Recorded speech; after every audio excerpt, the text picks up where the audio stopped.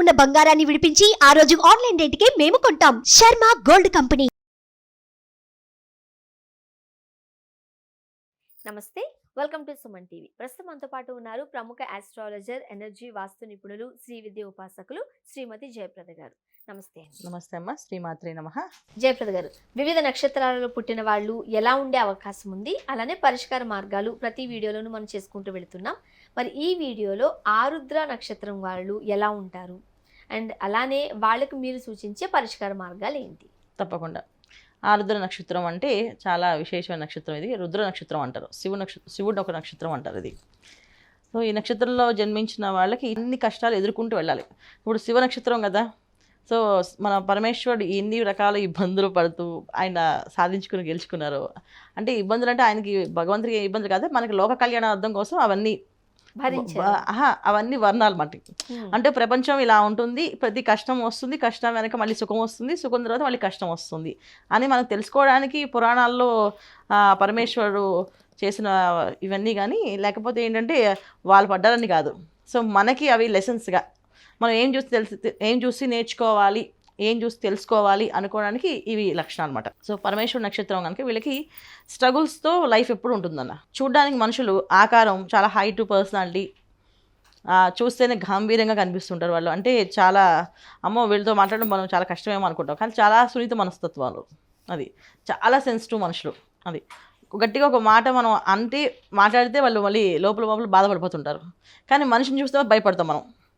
మనిషి చూడడానికి అంత పొడుగుంటారు, అంత హైట్, పర్సనాలిటీస్, తర్వాత చేతులు, వేళ్ళు అన్ని పొడుగు ఉంటాయి. సో అలాంటి లక్షణాలు ఎక్కువగా ఉంటాయి. కాస్త భారీ పర్సనాలిటీ, చాలా భారీ పర్సనాలిటీ వాళ్ళు. కాకపోతే ఏంటంటే మళ్ళీ ఇక్కడ మనం నక్షత్రము, రాశి, లగ్నము, తత్వాలన్నీ ఇలాగే ఉంటాయి. అంటే మళ్ళీ మారుతుంటాయి. మిథున రాశిలో ఉంటుంది ఈ ఆరుద్ర నక్షత్రం. 4 పాదాలు మిథున రాశివే. సో మిథున రాశి అధిపతి బుధుడు, నక్షత్రాధిపతి రాహు. సో రాహు బుధుడు అంటే ఏంటంటే ఏదో జరుగుతుంది అనే ఒక మాయలో పడ్డము, అవుతుందని పాపం అనుకోవడము, అది 100% నమ్మేయడము, చేయడము, దెబ్బతింటాం. వీళ్ళ లైఫ్లో ఎప్పుడు స్ట్రగుల్స్ ఫేస్ చేస్తూనే ఉంటారమ్మా. అంటే ఒక విధంగా చెప్పాలంటే ఒక స్టాండ్ వేసి ఒక సైకిల్ తొక్కుతుంటే గమ్యం చేరుకుంటాం మనం, కష్టం అక్కడే ఉంటాం కదా. సో కానీ సైకిల్ తొక్కుతూ ఉంటాం అంటే కాళ్ళు నొప్పులు వస్తాయి అన్నమాట. సో మన వీళ్ళు ఏదో ఉంది అనుకుని వర్క్ చేస్తూ సాధిద్దాం అనుకుంటే సాధించలేకపోయిన తత్వం ఎక్కువగా ఉంటుంది ఆరుద్ర నక్షత్రం వాళ్ళకి.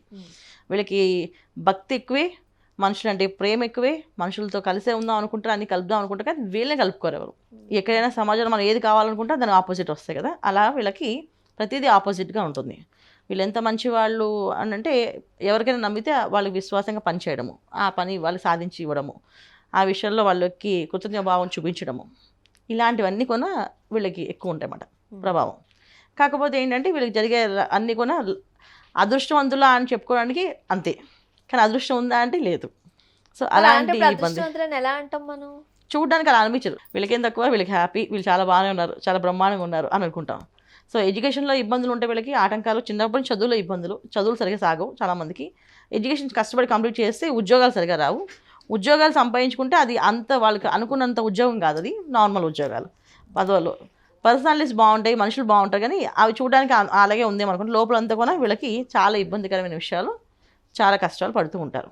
ఇది ఈ నక్షత్రం వాళ్ళ లక్షణాలు. అది అదృష్టం అనేది తక్కువ మంది చూస్తాం, అదృష్టవంతులు అనడానికి చాలా తక్కువ మంది అన్నమాట ఇందులో. సో స్ట్రగుల్ చేసే వాళ్ళు ఎక్కువగా ఉంటారు, స్ట్రగుల్స్ పడే వాళ్ళు ఎక్కువగా ఉంటారు. మరి ఇన్ని స్ట్రగుల్స్ ఉన్నాయి కాబట్టి వాళ్ళు ఏ దేవుణ్ణి ఆరాధిస్తే మంచిది, ఏ దేవతారాధన చేస్తే మంచిది? తప్పకుండా అర్ధనారీశ్వర స్తోత్రం చేయాలి వీళ్ళు. అర్ధనారీశ్వర స్తోత్రాన్ని పారాయణ చేస్తూ తర్వాత శివుడిని ఎక్కువ ఆరాధించాలి. ప్రతి గురువారం శివాలయంలో దర్శనం చేసుకొని శివాలయానికి వెళ్ళడము. సాయంకాలం ప్రదోషకాలం ఉంటుంది వీళ్ళకి. సో ప్రదోషకాలంలో గురువారం పూట సాయంకాలం ప్రదోషకాలంలో వీళ్ళు శివాలయానికి వెళ్ళి అక్కడ అభిషేకం చేయించుకున్న, శివాలయంలో దర్శనం చేసుకొని ప్రదక్షిణాలు చేస్తా చాలా వీళ్ళకి విశేషమైన ఫలితాలు వస్తాయి అన్న. వీళ్ళు అంటే చాలా కష్టాలు ఉన్నాయి, చూడ్డానికి అదృష్టవంతులు, బట్ జీవితంలో అంత అదృష్టం లేదు కాబట్టి ఏ క్షేత్రాన్ని దర్శించుకుంటే మంచిది? కాశీ క్షేత్రానికి వెళ్ళడం ఎక్కువ.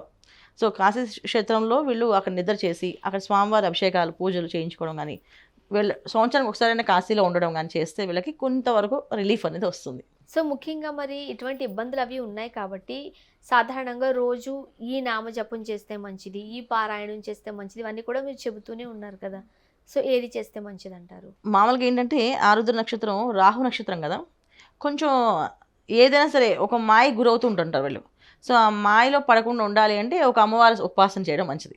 చాలామంది ఏంటంటే మేము అమ్మవారిని కూడా ఎక్కువ ఉపాసన చేయమని చెప్తాం. అమ్మవారి నచ్చిన దేవుడు దుర్గా అమ్మవారిని కానీ కాళిక అమ్మవారిని కానీ వాళ్ళని బాగా స్మరించడం, నిత్య పూజ చేయడం, జపం చేయడం, అనుష్ఠానం చేసుకోవడం, వాటి మీద స్తోత్రపారాయణలు చేయడం, కవచాలు చదవడం, ఇలాంటివి చేస్తే ఇంకా చాలా విశేష ఫలితాలు వస్తాయి.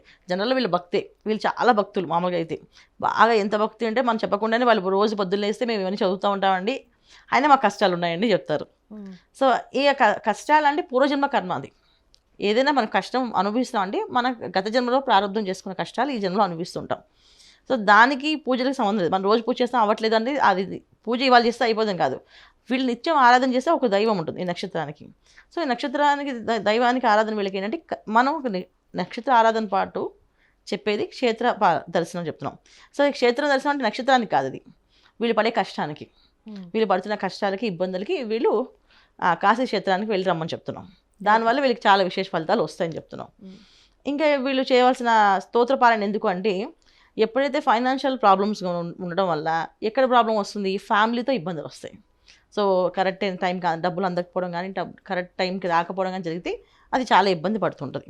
సో అలా పడకుండా వీళ్ళు బాగా స్ట్రాంగ్గా ఉండాలంటే అర్ధనాదీశ్వర స్తోత్రం.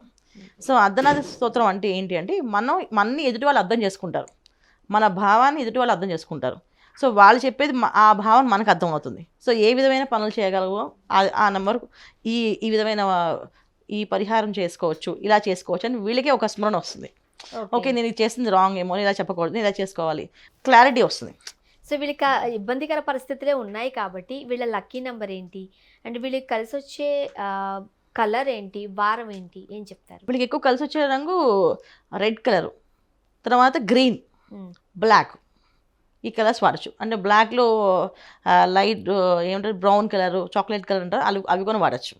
ఆ కలర్స్ కూడా వీళ్ళు బాగా కలిసి వస్తాయి. తర్వాత లక్కీ డేట్ వచ్చేసి వీళ్ళకి లక్కీ నెంబర్ వచ్చేసి 5, తర్వాత 4. First priority 5, second priority 4. ఏ వారం అయితే వీళ్ళకి మంచి రోజు అవుతుంది? బుధవారం వీళ్ళకి బాగా కలిసి వస్తుంది అన్న. ఏ పని మొదలు పెట్టినా వీళ్ళు బుధవారం మొదలు పెడితే చాలా చక్కగా పనులన్నీ విజయవంతంగా అవుతాయి. ఓకే. సో ఆరుద్ర నక్షత్రంలో పుట్టిన వాళ్ళకి అంటే వాళ్ళ లైఫ్ ఎట్లా ఉండే అవకాశం ఉంది, చక్కటి పరిష్కార మార్గాలు సూచించారు. ధన్యవాదాలు. నమస్కారం. శ్రీమాత్రే నమః. సుమన్ టీవీలో మీ పర్సనల్ అండ్ బిజినెస్ ప్రమోషన్స్ కోసం కింది నెంబర్కి కాంటాక్ట్ చేయండి.